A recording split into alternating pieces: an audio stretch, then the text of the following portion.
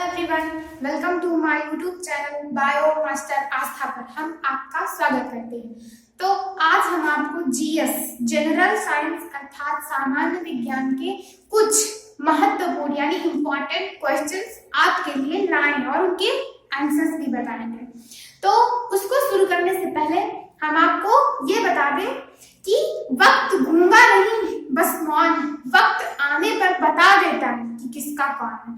यानी कि जब आपकी किसी परेशानी में आप फंस जाते तो आपका मित्र जो होता है उसी समय मित्रता की एक पहचान की जाती है कि ये मेरा मित्र है या नहीं। जो आपका सच्चा मित्र होता है तो वो आपको आपकी कठिन पर आप जैसे किसी प्रॉब्लम में है तो उसमें वो साथ देता है, तो पता चलता है कि ये मेरा मित्र है। तो ये चीज मैंने बताया कि वक्त गूंगा नहीं बस मौन है, वक्त आने पर बता देता है कि किसका कौन है। तो अब आते हैं, हमारा पहला क्वेश्चन है कि जो फाइलेरिया रोग होता है ये किससे उत्पन्न होता है। फाइलेरिया रोग एक बहुत ही घातक बीमारी है जो बहुत सारे लोगों में पाई जा रही है। जैसे कि ये इसका जो होता है जैसे पैर में हो गई, वहां पे स्वेलिंग आ जाती है, सूज आता है, तो वो किस वजह से होता है? तो वो होता है कृमि की वजह से। और इसका मतलब मेन चीज क्या है? प्रोटोजोआ की वजह से हो जाता है। इसकी प्रोटोजोआ की वजह से फाइलेरिया रोग होता है। ये कृमि रोग मतलब उसकी वजह से कृमि होता है। ओके, तो सेकंड क्वेश्चन हमारा है कि जो क्षय रोग होता है, क्षय रोग यानी टीबी, यहाँ मतलब हम लोग को जानने के लिए कहते हैं ना टीबी हो गई, तो वो वाला टीबी उसको क्षय रोग कहते हैं। हिंदी में इसका शुद्ध नेम जो होता है क्षय रोग है और इसको ऐसे भी सेकंड नेम है टीबी।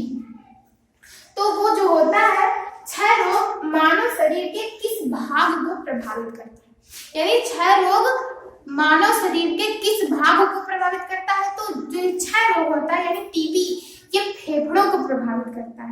फेफड़े जो होते हैं ना, बहुत ही सांस लेना ग्रहण करना फेफड़ों में जाती है ना वहां पे, तो ये जो क्षय रोग होता है ये फेफड़ों को प्रभावित करता है। अगर फेफड़े आपके यानी कि कुछ प्रॉब्लम आ गई तो इससे अगर एक फेफड़ा ठीक है तो आदमी रह सकता है, अगर दोनों फेफड़ा प्रॉब्लम यानी दोनों फेफड़ा खराब हो गए तो आदमी का जीवन असंभव है, यानी वो मर जाएगा।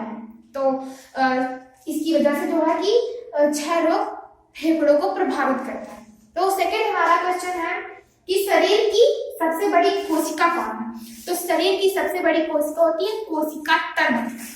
सबसे बड़ी कोशिका होती है शरीर की कोशिका तंत्र।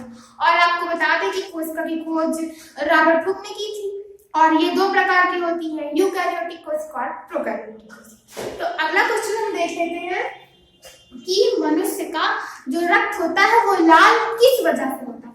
तो मनुष्य का रक्त जो होता है लाल वो हीमोग्लोबिन की वजह से होता है। यानी मनुष्य का लाल रक्त हीमोग्लोबिन की वजह से होता है।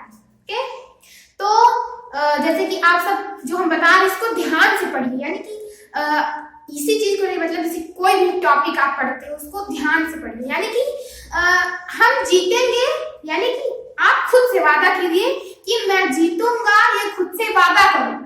जितना सोच रखा है कोशिश उससे भी ज्यादा करो। यानी आप अपना एक गोल बनाइए, कोशिश यानी वहां तक तो कीजिए, उससे भी ज्यादा करने की कोशिश कीजिए, तब आपको आपका लक्ष्य मिलेगा। यानी कि जितना आपने सोच रखा है कोशिश आपको उससे भी ज्यादा करनी चाहिए, है ना। आज के जमाने में बहुत ज्यादा टफ एग्जाम्स हो रहे हैं, उसके लिए बहुत मेहनत करनी होती है। तो आप अपना गोल बनाइए, गोल तक तो पहुंचना ही पहुंचना है और उससे भी ज्यादा कोशिश कीजिए कि आप अपने गोल तक, यानी आपको ये चैप्टर कंप्लीट करना है, ठीक है कंप्लीट कर लिया, दोबारा भी पढ़ लिया, उससे भी ज्यादा, यानी अगले भी चैप्टर को देख लेते हैं थोड़ा बहुत कि हाँ आगे ये आएगा। तो हमारा कहने का सही था। तो अगला हम अपना देख लेते हैं क्वेश्चन क्या था। अगला हमारा क्वेश्चन था कि रक्त क्या है? यानी रक्त एक संयोजी ऊतक, टिश्यू, ऊतक को हम टिश्यू बोलते हैं। और ये ऊतक बनते किससे हैं? तो कोशिका से बनते हैं। ऊतक जो है कोशिका के समूह से ऊतक बनते हैं। सेल मतलब कोशिका और टिश्यू मतलब ऊतक। तो क्या रक्त एक संयोजी ऊतक है, यानी कि रक्त एक संयोजी टिश्यू है। टिश्यू मतलब ऊतक होता है, ठीक, तो अगला हमारा क्वेश्चन है कि मानव शरीर में किन अंगों को आरबीसी का कब्रिस्तान कहा जाता है। आरबीसी यानी रेड ब्लड सेल्स, लाल रक्त कणिकाएं या फिर लाल रुधिर कणिकाएं, लाल रक्त कणिकाएं। आरबीसी का फुल फॉर्म होता है रेड ब्लड सेल्स, लाल रुधिर कणिकाएं। तो इसकी मृत्यु कहाँ पर होती है? तो इसकी मृत्यु मुख्यतः प्लीहा में, यानी कि आरबीसी का कब्रिस्तान प्लीहा को कहा जाता है। आरबीसी का कब्रिस्तान प्लीहा या फिर यकृत को कहते हैं। आरबीसी का कब्रिस्तान यकृत या फिर प्लीहा। इंपॉर्टेंट तो प्लीहा है, पर यकृत पे भी, यानी इसका जो मृत्यु होती है वो यकृत या फिर प्लीहा में होती है, यानी कि आरबीसी का कब्रिस्तान यकृत या फिर प्लीहा को बोलते हैं। ठीक, आरबीसी डब्ल्यूबीसी ये ब्लड में पाए जाते हैं, ब्लड में।